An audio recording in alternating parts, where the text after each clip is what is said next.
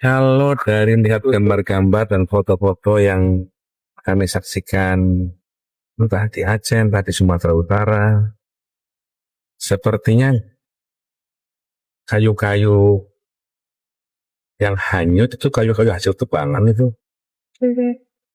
yang cukup lama, bukan kayu-kayu yang ditebang baru-baru atau kayu-kayu yang roboh karena terjangan badai.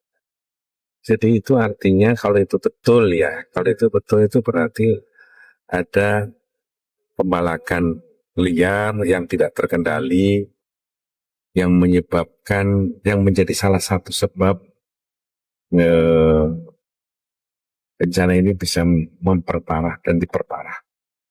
Karena itu saya kira para pemangku kebijakan lingkungan harus sangat serius memperhatikan ini sebagai sebuah faktor di kemudian hari yang bisa menimpa anak cucu kita kalau kita lalai dan abai dalam urusan ini. Cukup ini menjadi pelajaran terakhir.